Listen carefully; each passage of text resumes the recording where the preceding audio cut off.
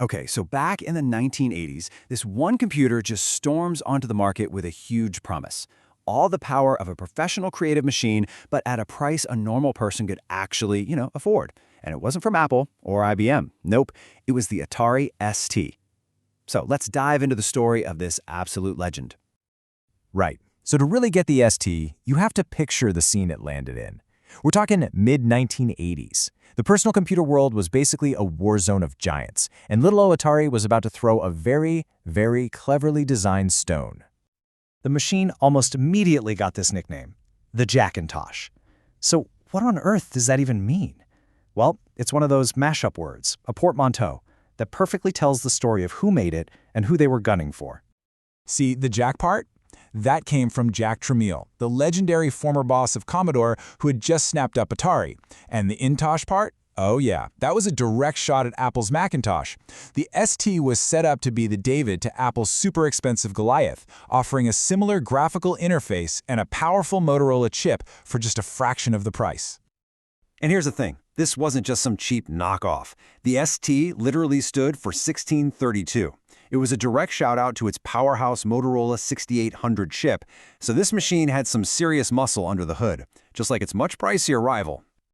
But what really made the ST so special wasn't just that it was affordable. It was a totally unique design philosophy that kind of accidentally turned it into a powerhouse for a very specific type of creator. Let's take a look at the hardware that made it all possible. And this reveals a huge part of the ST's whole vibe. Unlike its biggest rival, the Commodore Amiga, which was packed with all these fancy custom chips for graphics and sound, the ST was what developers called a brute force machine. It just leaned on its super fast, raw 8 MHz CPU to do all the heavy lifting. And that powerful CPU had some pretty great specs to play with. You've got the Motorola 68000 humming along at 8 MHz, up to a full megabyte of RAM, which was absolutely massive for the time, and this graphical operating system called STOS. But take a look at that last line, the killer app. Because, as solid as those specs were, they really weren't the whole story. The one feature that would define the ST's legacy, the thing that put it in recording studios and on stages all around the world, it wasn't the CPU or the RAM. It was this, MIDI ports, musical instrument digital interface, and the key word there is built-in. They were standard on every single machine. This wasn't some expensive add-on you had to hunt down. It was just part of the ST's DNA from day one. And the result? Well, the Atari ST basically became the digital brain of the entire music industry. All of a sudden, you could sequence these incredibly complex electronic tracks without a room full of gear that cost a fortune. I mean, huge artists like Fatboy Slim, Jean-Michel Jarre, 808 State, they were using the ST to create some of the most iconic music of the era. But that creative spark wasn't just for musicians. The ST's whole architecture also made it an absolute dream for another kind of creator, the bedroom coder. And this led to an absolutely incredible and legendary software library. The ST was a programmer's playground. You had these lightning-fast languages like GFA BASIC, but the real game changer, that was STOS BASIC. It was a language designed specifically for making games. It came with commands for sprites and sound built right in, and it sparked this huge revolution of hobbyist game development, especially across Europe. And that revolution? It gave us some of the most iconic games of the entire 16-bit era, and it all really started with this one, Dungeon Master. This wasn't just a game. It was a landmark moment in video game history. Seriously, before Dungeon Master, RPGs were all turn-based and kind of static. This game, it felt alive. It was terrifying, it was atmospheric, and it was just years ahead of its time. It literally invented a whole new genre. So what about a game that took advantage of the ST's most unique hardware feature? Well, enter MIDI Maze. You see where this is going, right? Oh yeah. Long before we had LAN parties and online death matches, Atari ST owners were stringing their computers together with music cables to play the world's first 16-player first-person shooter. You could literally see your opponents as these little smiley faces hunting you in the maze. It was absolutely revolutionary. No way around it.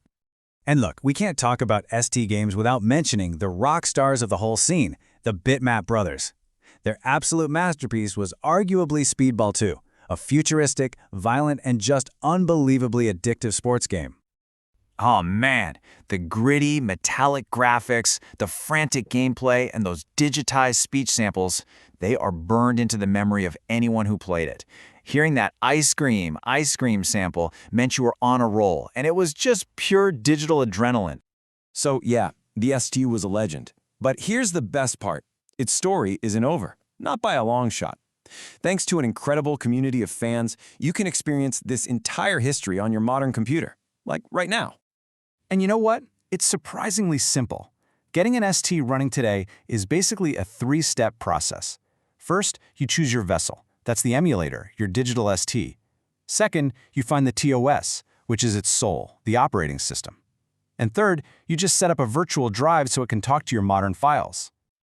Choosing your vessel is pretty easy. If you're on a Mac or Linux, or if you're a real purist who wants perfect cycle-accurate emulation, Atari is the one for you. If you're on Windows and you just want something super user-friendly that works right out of the box, Steam SSE is absolutely the way to go. And where do you find all the games and amazing software? Two key places. Atari Mania is like the Library of Alexandria for all things Atari. If it was ever released, it is probably on there.